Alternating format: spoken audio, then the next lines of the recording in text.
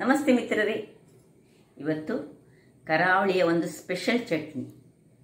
ಹಿಂದೆ ತುಂಬ ಗದ್ದೆ ಇರುವವರ ಮನೆಯಲ್ಲಿ ಇದನ್ನು ಹೆಚ್ಚಾಗಿ ಈ ನೀಜಿ ನೆಡುವ ಟೈಮ್ನಲ್ಲಿ ಈ ರೈತಾಪಿ ಜನರಿಗೆ ಇದನ್ನು ಗಂಜಿಯೊಟ್ಟಿಗೆ ಉಣಬಡಿಸ್ತಿದ್ದರು. ಹಾಗಂತ ನಮಗೂ ಸಹ ನಮ್ಮ ಅಜ್ಜಿಯಂದಿರು ಈ ಮಳೆಗಾಲದಲ್ಲಿ ಮಾವಿನಕಾಯಿಯನ್ನು ಸ್ವಲ್ಪ ಬೇಯಿಸಿ ಉಪ್ಪು ನೀರಿನಲ್ಲಿ ಹಾಕಿ ಅದನ್ನು ಸ್ಟೋರ್ ಮಾಡಿಟ್ಟುಕೊಂಡಂತಹ ಒಂದು ಮಾವಿನಕಾಯಿಯ ಬಹಳ ರುಚಿಕರವಾದ ಹಾಗೂ ಆರೋಗ್ಯಕ್ಕೂ ಬಹಳ ಉತ್ತಮವಾದ ಒಂದು ಚಟ್ನಿ. ಹಾಗಾದರೆ ಈ ಒಂದು ರುಚಿಕರವಾದ ಚಟ್ನಿಯನ್ನು ಹೇಗೆ ಮಾಡುವುದೆಂದು ನೋಡುವ ಮೊದಲು ಯಾರೆಲ್ಲ ನನ್ನ ಚಾನಲನ್ನು ನೋಡ್ತಿದ್ದೀರಿ, ಯಾರೆಲ್ಲ ಇನ್ನೂ ಸಬ್ಸ್ಕ್ರೈಬ್ ಮಾಡಿಲ್ಲ ದಯವಿಟ್ಟು ಸಬ್ಸ್ಕ್ರೈಬ್ ಮಾಡಿ ಸಪೋರ್ಟ್ ಮಾಡಿ ಅಂತ ಹೇಳುತ್ತಾ ಬನ್ನಿ. ಈ ಒಂದು ರುಚಿಕರವಾದ, ನೀವು ಒಮ್ಮೆ ಮಾಡಿದರೆ ಇನ್ನೂ ಮಾಡಬೇಕು ಅಂತ ಅನ್ನಿಸುವಂತಹ ಈ ಚಟ್ನಿಯನ್ನು ಹೇಗೆ ಮಾಡುವುದು ಎಂದು ನೋಡೋಣ. ನಮಸ್ತೆ ಮಿತ್ರರೇ, ಇವತ್ತು ಒಂದು ಮಳೆಗಾಲದ ರುಚಿಕರವಾದ ಚಟ್ನಿ. ಅದು ನೋಡಿ, ಹೀಗೆ ನಾವು ಮಳೆಗಾಲಕ್ಕೆ ಅಂತ ಹೇಳಿ ಈ ಭರಣಿಯಲ್ಲಿ ಮುಂಚೆ ಹಾಕ್ತಿದ್ರು. ಈಗ ಭರಣಿ ಉಂಟು, ಆದರೆ ಅದನ್ನು ಮೇಂಟೈನ್ ಮಾಡಲಿಕ್ಕೆ ಆಗೋದಿಲ್ಲ ಹೇಳಿ ಹೀಗೆ ಗ್ಲಾಸಿನ ಇದರಲ್ಲಿ ನಾನು ಹಾಕಿಟ್ಟುಕೊಂಡಿದ್ದೇನೆ. ಇದರಲ್ಲಿ ನೋಡಿ ಒಂದೊಂದು ಫುಲ್ಲು ನೀರಿರಬೇಕು ನೋಡಿ. ಇದು ಉಪ್ಪಿನ ನೀರಿನಲ್ಲಿ ಹಾಕಿಟ್ಟಂತಹದ್ದು. ಇದರಲ್ಲಿ ಒಂದನ್ನು ನಾನೀಗ ತೆಗೆದು ಏನು ಮಾಡ್ತೇನೆ ಹೇಳಿದರೆ, ಇದು ಈ ನೀರಿನಲ್ಲಿ ಹಾಕಿಡ್ತೇನೆ. ಇದು ಉಪ್ಪು ನೀರಿನಲ್ಲಿ ಹಾಕಿಟ್ಟಂತಹ ಮಾವಿನಕಾಯಿಯನ್ನು ಸ್ವಲ್ಪ ಬೇಯಿಸಿ, ತುಂಬ ಬೇಯಿಸಬಾರ್ದು, ಸ್ವಲ್ಪ ಬೇಯಿಸಿ. ತುಂಬ ಬೇಯಿಸಿದ್ರೆ ಅದು ಒಡಿತದೆ. ಸ್ವಲ್ಪ ಬೇಯಿಸಿಕೊಳ್ಬೇಕು. ಕೆಲವರು ಬೇಯಿಸದೆ ಸಹ ಹಾಕ್ತಾರೆ. ಇದನ್ನೀಗ ನೋಡಿ, ಈಗ ನಾನು ನೀರಿನಲ್ಲಿ, ಇದು ಉಪ್ಪು ಇರ್ತದೆ, ಅದಕ್ಕೆ ಉಪ್ಪು ನೀರಿನಲ್ಲಿ ಅದನ್ನು ಚೆನ್ನಾಗಿ ತೊಳೆದುಕೊಳ್ಳಲಿಕ್ಕೆ ಉಪ್ಪು ನೀರಿನಲ್ಲಿ ಹಾಕ್ಕೊಳ್ಳೋದು. ಇನ್ನು ಇದನ್ನು ಹಾಗೆ ಮುಚ್ಚಿ ಟೈಟಾಗಿ ಮುಚ್ಚಿಟ್ಕೊಳ್ಬೇಕು, ಇಲ್ಲದಿದ್ದರೆ ಇದರಲ್ಲಿ ಇದು ಹಾಳಾಗ್ತದೆ. ಈಗ ಬೇಕಾಗುವ ಸಾಮಗ್ರಿಗಳು ಏನಿಲ್ಲ, ಪಟ ಒಂದು 10 ನಿಮಿಷದಲ್ಲಿ ಆಗುವಂಥದ್ದು. ಒಂದು 5-6 ಬ್ಯಾಡಗೆ ಮೆಣಸು, ಒಂದು 4-5 ಬೆಳ್ಳುಳ್ಳಿ ಬೇಕು ನಮಗೆ, 1 ಚಮಚ ಸಾಸಿವೆ, ಅಲ್ಲದೆ ಒಂದು ಮಾವಿನಕಾಯಿಗೆ ಈ ಮುಷ್ಟಿಯಲ್ಲಿ 1 ಮುಷ್ಟಿ, ದೊಡ್ಡ ಮುಷ್ಟಿಯಷ್ಟು ತೆಂಗಿನ ತುರಿ ಬೇಕು. ಈಗ ನಾವು ಮೊದಲಿಗೆ ಏನು ಮಾಡಿ ಹೇಳಿದರೆ, ಒಂದು ಅಯನ್ ಕಡಾಯಿಯನ್ನು ಇಟ್ಕೊಂಡು ಇದನ್ನು ಬಿಸಿ ಮಾಡ್ತಿದ್ದೇನೆ. ಬಾಣಲೆ ಬಿಸಿ ಆಗುವಾಗ ಕೇವಲ ಅರ್ಧ ಚಮಚ, ತುಂಬ ಬೇಡ, ಒಂದು ತೆಂಗಿನ ಎಣ್ಣೆ ಹಾಕಿದರೆ ಪರಿಮಳ ಆಗ್ತದೆ. ಮತ್ತೆ ಒಗ್ಗರಣೆ ಕೊಟ್ಟರೆ ಸಹ ಅದು ಬಹಳ ಚೆನ್ನಾಗಿ ಬರ್ತದೆ. ಸೊ ನೋಡಿ, ಇದನ್ನು ಸ್ವಲ್ಪ ಫ್ರೈ ಮಾಡ್ಕೊಳ್ಳೋಣ.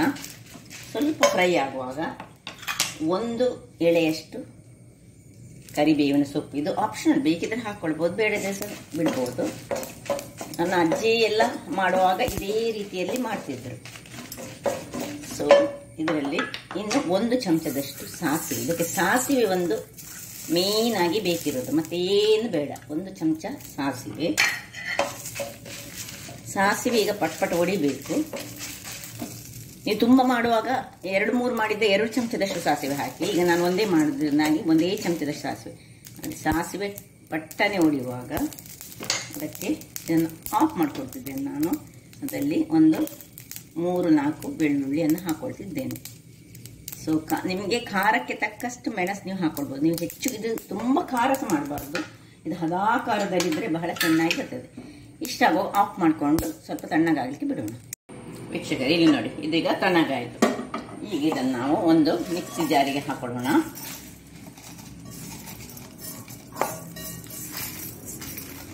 ಇನ್ನು ಇಲ್ಲಿ ಸಪೋಸ್ ನೀವು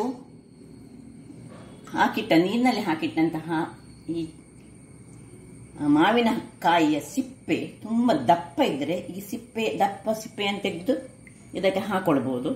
ಇದೀಗ ನಂದು ತುಂಬ ಸ್ಮೂತ್ ಮೆದುವಾದ ಒಂದು ಇದು, ಅದರಿಂದಾಗಿ ನಾನು ಇದನ್ನು ಹಾಕ್ಕೊಳ್ತಿಲ್ಲ. ನಾನು ಮತ್ತೆ ಅದನ್ನು ಮಿಕ್ಸ್ ಮಾಡುವಾಗಲೇ ಹಾಕ್ತೇನೆ. ಇಲ್ಲೀಗ 1 ಮುಷ್ಟಿಯಷ್ಟು ತೆಂಗಿನ ತುರಿ, 1 ಮಾವಿನಕಾಯಿಗೆ ಹೀಗೆ 1 ಮುಷ್ಟಿಯಷ್ಟು ತೆಂಗಿನ ತುರಿಯನ್ನು ಹಾಕ್ಕೊಂಡು ಈಗ ಇದಕ್ಕೆ ಸ್ವಲ್ಪ ಬಿಸಿ ತಣ್ಣಗಾದ ನೀರು, ಇನ್ನು ಮತ್ತೆ ನಾವೇನು ಹಾಕ್ಕೊಳ್ತಿದ್ದೇನೆ, ಹಾಕ್ಕೊಂಡು ಸ್ವಲ್ಪ ಉಪ್ಪನ್ನು ಹಾಕಿ, ಸ್ವಲ್ಪ ಉಪ್ಪು ಹಾಕಬೇಕು. ಯಾಕಂದರೆ ಇದರಲ್ಲೇ ಉಪ್ಪು ಉಂಟು. ಉಪ್ಪನ್ನು ನೋಡಿಕೊಂಡು ಸ್ವಲ್ಪ ಒಂದು ಪಿಂಚ್ ಆಫ್ ಉಪ್ಪನ್ನು ನಾನು ಹಾಕ್ಕೊಳ್ತಿದ್ದೇನೆ, ಇಲ್ಲದಿದ್ದರೆ ಅದು ಹೆಚ್ಚಾಗ್ತದೆ. ಅದೊಂದು ವೆರಿ ಇಂಪಾರ್ಟೆಂಟ್.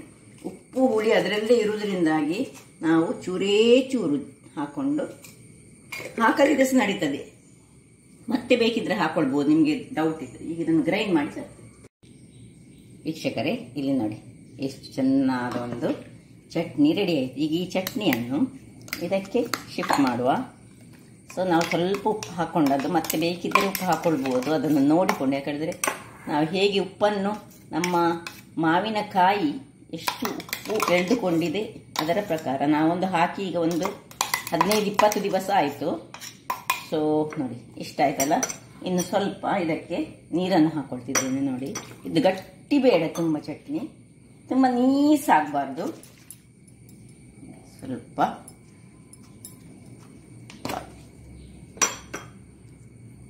ಇಲ್ಲಿ ಅಷ್ಟು ಹೊತ್ತಿಗೆ ನಾನು ಒಂದು ಅದೇ ಬಾಣಲೆಯನ್ನು ಇಲ್ಲಿ ಆನ್ ಮಾಡಿ ಇಟ್ಕೊಳ್ತೇನೆ. ಆನ್ ಮಾಡಿ ಅದು ಸ್ವಲ್ಪ ಬಿಸಿ ಆಗುವಾಗ ಇಲ್ಲಿ ನೋಡಿ ಈ ಒಂದು ಇದರದ್ದು ಮೇಲಿನ ಇದನ್ನು ತೆಗೆದುಕೊಳ್ಳಿ. ಮತ್ತು ಸ್ವಲ್ಪ ಹೀಗೆ ನೋಡಿ, ಹೀಗೆ ಬಿಟ್ಟುಕೊಂಡು ನೋಡಿ, ತೆಳು ಉಂಟು. ಅಥವಾ ಈ ಸಿಪ್ಪೆಯನ್ನು ನೀವು ಗ್ರೈಂಡ್ ಮಾಡುವಾಗ ಸಹ ಹಾಕ್ಕೊಳ್ಬೋದು, ಅದು ಸಹ ನಡೀತದೆ. ಹೀಗೆ ಹಾಕ್ಕೊಳ್ತಿದ್ದೇನೆ. ಇದೀಗ ಹೀಗೆ ಇದನ್ನು ಚೆನ್ನಾಗಿ ಕೈಯಲ್ಲಿ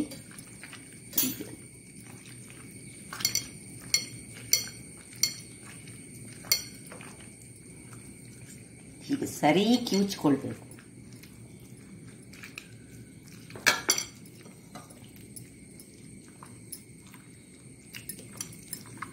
ನೋಡಿ, ಇದನ್ನು ಇದರ ಹುಳಿ ಉಪ್ಪು ಖಾರ ಎಲ್ಲ ಚಟ್ನಿಯಲ್ಲಿ ಬಂದು ಬೀಳಬೇಕು.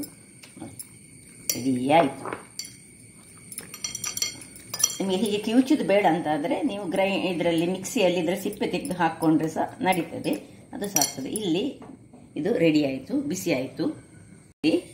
ನಾನೀಗ ಅದಕ್ಕೊಂದು ಒಳ್ಳೆ ಒಗ್ಗರಣೆ, ಒಂದು ಗಮ್ಮತ್ತಿನ ಒಗ್ಗರಣೆ ಕೊಡುವ. ಯಾಕಂದರೆ ಒಗ್ಗರಣೆಯೊಟ್ಟಿಗೆ ಈ ಒಂದು ಚಟ್ನಿ ಬಹಳ ರುಚಿಕರವಾಗಿರ್ತದೆ. ಹೆಚ್ಚಾಗಿ ಹಿಂದಿನವರು ಒಗ್ಗರಣೆ ಕೊಡದೆ ಸಹ ಮಾಡ್ತಿದ್ರು. ಈಗ ಇಲ್ಲಿ ನೋಡಿ, ಒಂದು ಸಣ್ಣ 3 ಬೆಳ್ಳುಳ್ಳಿ ಉಂಟು, ದೊಡ್ಡ ಬೆಳ್ಳುಳ್ಳಿ, ಅದು ಒಂದೇ ಬೆಳ್ಳುಳ್ಳಿ ಸಾಕು. ನೋಡಿ, ಇದನ್ನು ಅದಕ್ಕೆ ಹಾಕೊಳ್ಳೋಣ. ಬೆಳ್ಳುಳ್ಳಿ ಸ್ವಲ್ಪ ಕಲರ್ ಚೇಂಜ್ ಆಗಬೇಕು ನಮಗೆ. ಕಲರ್ ಚೇಂಜ್ ಆಗುವಾಗ ಒಂದು ಎಳೆಯಷ್ಟು ಕರಿಬೇವಿನ ಸೊಪ್ಪು ಹಾಕೊಳ್ಳೋಣ.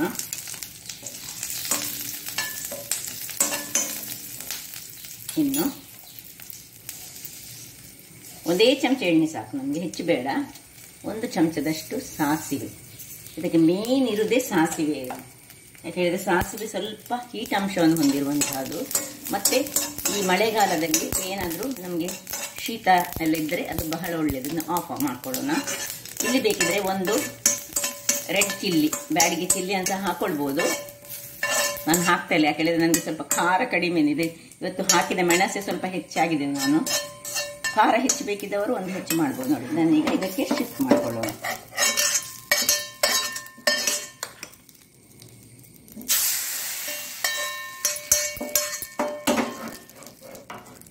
ರುಚಿಕರವಾದ ಮಳೆಗಾಲದ, ನಾವು ಮಂಗಳೂರಿನ ಕರಾವಳಿ ಭಾಗದಲ್ಲಿ ಇದು ಹೆಚ್ಚು ಈಗ ಸಹ ಮಾಡ್ತಾರೆ, ಎಲ್ಲರಿಗೂ ಸಹ ಗೊತ್ತಿರುವಂಥದ್ದು. ಇದು ಬಹಳ ರುಚಿಕರವಾಗಿರ್ತದೆ. ಹಾಗಾದರೆ ನೋಡಿದ್ರಲ್ಲ, ನಮಗೆಲ್ಲ ಹಿಂದೆ ಇದರದ್ದು ಈ ಗೊರಟು ಉಂಟಲ್ಲ, ಗೊರಟಿಗೆ ನಮಗೆ ಜಗಳ ಆಗ್ತಿತ್ತು. ಸೊ ಗೊರಟು ಎಲ್ಲರಿಗೂ ಇಷ್ಟವಾದದ್ದು, ಅದರಿಂದಾಗಿ.